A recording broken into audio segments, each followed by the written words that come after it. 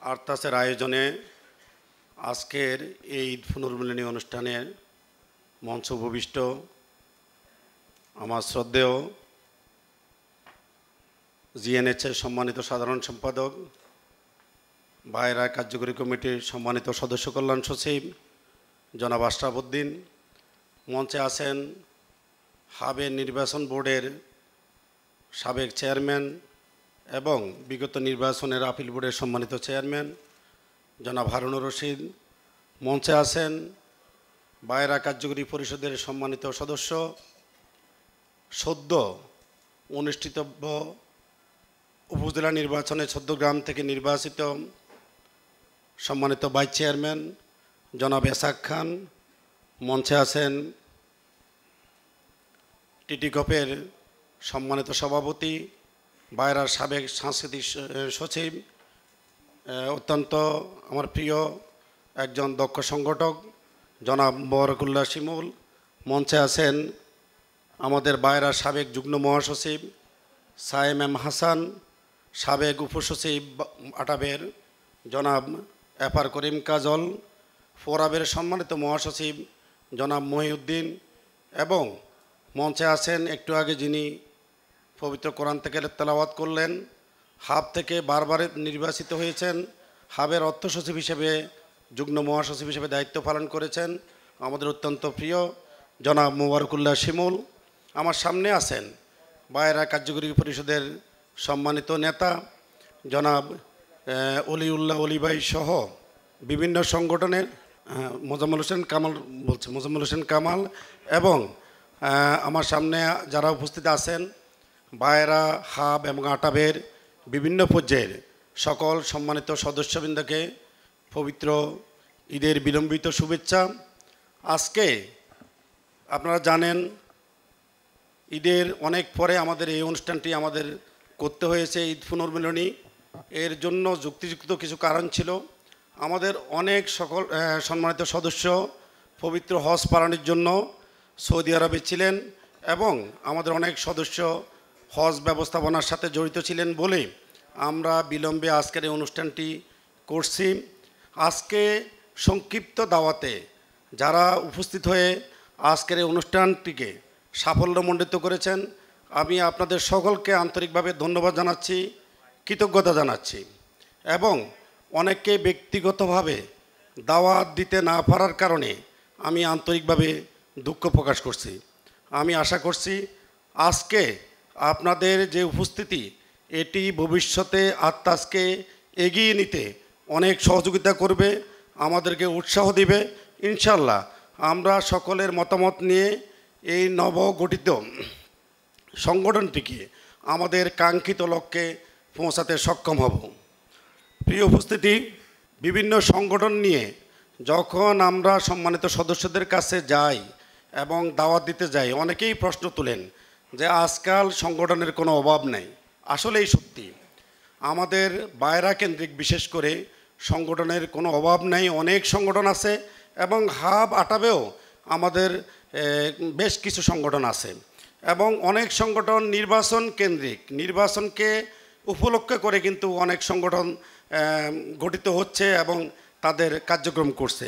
আমি আপনাদের কাছে এই বিষয়টি একটু ক্লিয়ার করতে চাই। আরতাস নির্বাচন কেন্দ্রিক কোনো সংগঠন নয়। এটি পূর্বে 2015 সালে আমাদের একটি সংগঠন আমরা করেছিলাম আমাদের ঘনিষ্ঠ 50 জন সদস্য নিয়ে তাওয়াব নামে। এটি 2015 সাল থেকে 2024 সাল পর্যন্ত অত্যন্ত সুচারুভাবে তার কার্যক্রম আমরা পরিচালনা করেছিলাম। আমরা ইচ্ছা করলে এই সংগঠনের সদস্য সংখ্যা অনেক বেশি আমরা নিতে পারতাম, কিন্তু আমরা এটিকে 50-এর মধ্যে সীমাবদ্ধ রেখেছি। আজকে তাওয়াফের অনেক সদস্য, সম্মানিত সদস্য এখানে উপস্থিত আছেন এবং আপনারা অনেকে জানেন আমরা কখনোই তাওয়াফকে কোনো প্ল্যাটফর্মে নির্বাচন কেন্দ্রিক বা কোনো উদ্দেশ্য নিয়ে আমরা ব্যবহার করিনি। এটি আমাদের এই 50 জনের মধ্যে ভ্রাতৃত্ববোধ সৃষ্টি, আমাদের পরিবারের মধ্যে একটি আন্তরিক পরিবেশ তৈরি সহ আমরা একে অপরের সহযোগিতায় আজকে প্রায় 9টি বছর আমরা অতিবাহিত করেছি কোনো রকম বিতর্ক ছাড়া।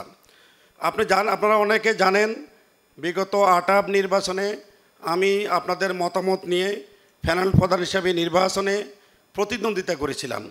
এই নির্বাচনে প্রতিদ্বন্দ্বিতা করতে গিয়ে অনেক নতুন ভাই বন্ধুর সাথে আমার সম্পৃক্ততা হয়েছে, অনেকে আমাকে সহযোগিতা করেছেন, আন্তরিকতার সাথে আমার সাথে ছিলেন।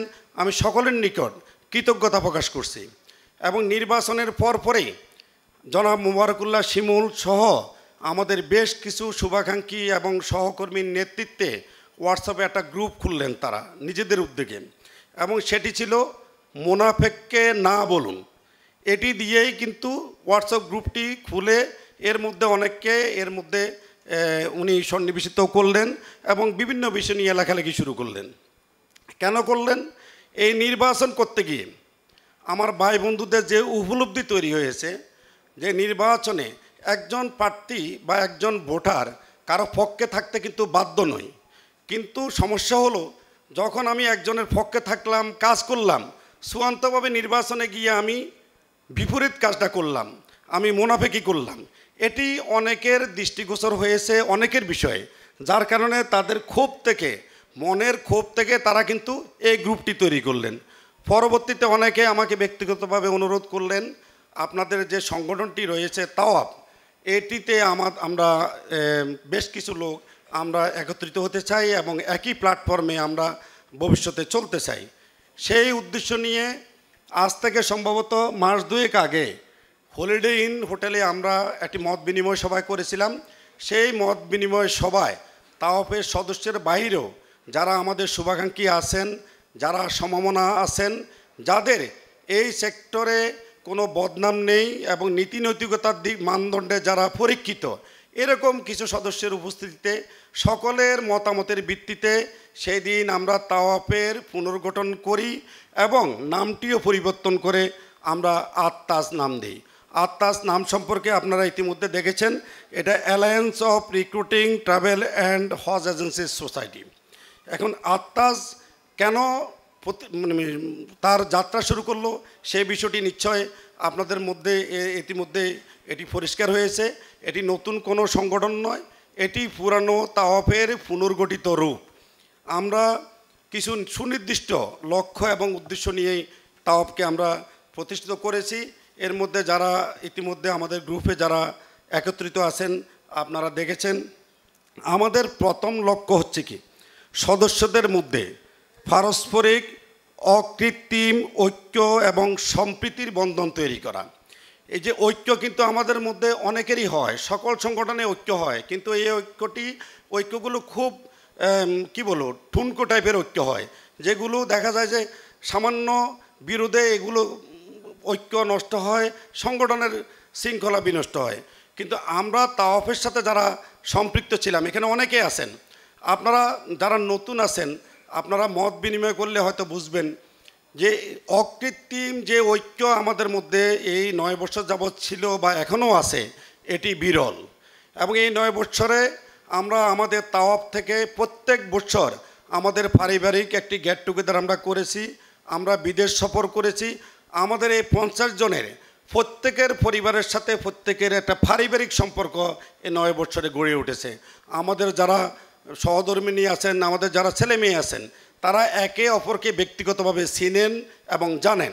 এই 9 বছরে আমাদের মধ্যে এই অকৃত্রিম ঐক্যটি আমরা তৈরি করতে সক্ষম হয়েছি। আমরা চাই অনুরূপভাবে এই পুনর্গঠিত আত্মাজের যারা সদস্য হবেন তাদের মধ্যেও সেই অকৃত্রিম সম্প্রীতির বন্ধন ইনশাল্লাহ আমরা তৈরি করতে চেষ্টা করব এবং ইনশাল্লাহ আপনাদের সকলের সহযোগিতা সেটিতে আমরা সক্ষম হব। দ্বিতীয়ত যে বিষয়টি আছে, যৌথ উদ্যোগে লাভজনক ব্যবসা সৃষ্টির মাধ্যমে সকল সদস্য লাভবান হওয়া। এটি দেখেন অনেক বিষয় আছে। আজকাল দেখেন বিদেশে আমরা শ্রমিক প্রেরণ করি, এখানে প্রায় অনেকেরই রিক্রুটিং এজেন্সি আছেন, আমরা জনশক্তি রপ্তানি ব্যবসার সাথে আমরা জড়িত। আজকাল বিদেশে দক্ষ শ্রমিকের অনেক চাহিদা, শুধু মধ্যপ্রাচ্য নয়, আমরা ইউরোপের অনেক দেশে, এখানে আমাদের এক সম্মানিত ভাই আছেন শিমুল ভাই, ওনাকে পরিচয় করিয়ে দিবেন, উনিও আমাদের আত্মাজের সদস্য হয়েছেন, ওনাকে আমরা ধন্যবাদ জানাতে চাই। ইউরোপের বাজার খোলার বিষয়ে ওনার অনেক ভূমিকা রয়েছে। আমরা যতটুকু জানি প্রায় 70 থেকে 80 লক্ষ লোকের শ্রমিকের চাহিদা রয়েছে ইউরোপের বাজারে, কিন্তু সেখানে তাদের দক্ষ শ্রমিক প্রয়োজন। আমরা যদি এই সংগঠন থেকে যৌথভাবে যদি আমরা কারিগরি একটি প্রশিক্ষণ কেন্দ্র আমরা গড়ে তুলি, সেখানে আমরা আর্থিকভাবে যেমন লাভবান হওয়ার সুযোগ থাকে, তেমনি করে আমরা এখান থেকে আমাদের শ্রমিকগুলোকে আমরা যদি ওখানে ট্রেনিং করে দক্ষ শ্রমিক হিসেবে তৈরি করতে পারি, বিদেশে প্রেরণ করতে পারি, আমাদের দেশ যেমন লাভবান হবে, আমাদের ট্রেড যেমন লাভবান হবে, ব্যক্তিগতভাবে আমরা লাভবান হওয়ার একটা সুযোগ থাকবে। পাশাপাশি আমাদের মেডিকেল সেন্টারের একটা বিষয় আছে, এটি আমাদের জন্য অত্যাবশ্যক একটি বিষয়। আমরা কিন্তু কারণে অকারণে ব্যক্তিগতভাবে সকলেই আমরা ফ্রি মেডিকেল বা প্রাইভেট মেডিকেল যেগুলো বলি, সেগুলো সারা বছরে কম বেশি আমরা করি বা করে থাকি অন্যান্য মেডিকেল সেন্টারে। বা যারা গতবার মালয়েশিয়া বা এর আগে মালয়েশিয়ার ব্যবসার সাথে সম্পৃক্ত ছিলেন, অনেকেই এরকম মেডিকেল সেন্টারের অংশীদার হয়ে আর্থিকভাবে অনেক বেশি লাভবান হয়েছেন। যদি ভবিষ্যতে এরকম কোনো সুযোগ তৈরি হয় বা সৃষ্টি হয়, আমরা যদি একই প্ল্যাটফর্মে ঐক্যবদ্ধ থাকি, আমাদের সেই সুযোগটি নেওয়ার একটা চান্স আছে, সুযোগ আছে। আমরা মনে করি আমরা একটা মেডিকেল সেন্টার আমরা করতে পারি, এবং এই ফ্রি মেডিকেল দিয়েও কিন্তু এই মেডিকেল সেন্টারটি চলবে, এতে কারো আর্থিকভাবে লোকসানিত হওয়ার কোনো সম্ভাবনা নাই। পাশাপাশি গামকা থেকে প্রত্যেক 1-2 বছর পরেই কিছু কিছু মেডিকেল সেন্টার কিন্তু এনলিস্টেড করে। আমাদের মধ্যে এখানে অনেক লোক আছে যাদের সেই জায়গাগুলোতে কানেকশান আছে। আমরা ইচ্ছা করলে সেটি যদি সম্ভব হয়, আমরা গামকা এনলিস্টেড করলে সকল সদস্য আর্থিকভাবে লাভবান হওয়ার সুযোগ থাকে। পাশাপাশি প্রত্যেক ব্যবসা এখন কিন্তু একটা সিন্ডিকেশন বলতে আমি খারাপ হতে বলছি না, অনেকেই যৌথভাবে ছাড়া এখন আর ব্যবসা করার সুযোগটা কমে আসছে। যেমন আমরা যারা হজের ব্যবসা করে থাকি, আপনারা অনেকে জানেন যে গত বছর থেকে সৌদি সরকার নিয়ম করেছে যে 500 জনের নিচে একটা লাইসেন্স হবে না। একটা লাইসেন্স অপারেট করতে হলে কমপক্ষে 500 জন হজযাত্রী লাগবে। প্রথমত তাদের সিদ্ধান্ত ছিল 2000 হজযাত্রী। যদি আগামী বছর এটি বাধ্যতামূলক করে 2000 হজযাত্রী, সেক্ষেত্রে আমার একা পক্ষে একটি লাইসেন্স অপারেট করার কিন্তু সুযোগ নেই। আমাদের দলবদ্ধভাবে হজ কার্যক্রমটি পরিচালনা করতে হবে। তেমনি উমরা ব্যবসা বলেন, বিদেশে শ্রমিক প্রেরণের বিষয়টি বলেন, আমরা যদি একই প্ল্যাটফর্মে থাকি, ঐক্যবদ্ধ থাকি, আমাদের বিভিন্ন ব্যবসায় একে অপরের সহযোগিতা করার অনেক সুযোগ তৈরি হবে এবং অনেক সুযোগ থাকবে। আমি আশা করি আত্মাজ এই কর্মসূচিগুলো অনতিবিলম্বে হাতে নেবে এবং সেগুলো ইনশাআল্লাহ বাস্তবায়ন করবে। আমাদের সাথে যারা আছেন অনেক দক্ষ এবং অনেক অভিজ্ঞ লোক আছেন, আমি বিশ্বাস করি আমরা এই ধরনের কর্মসূচি নিলে ইনশাআল্লাহ আমরা সফল হব। 3 নম্বরে যেটি আমাদের লক্ষ্য, সদস্যদের মধ্যে আন্তরিক পারিবারিক বন্ধন সৃষ্টি করা এবং যেটি সৃষ্টির মাধ্যমে উন্নত সমাজ গঠনে ভূমিকা রাখা। এটি এই জন্যই বলছি আমরা উন্নত সমাজ গঠনে।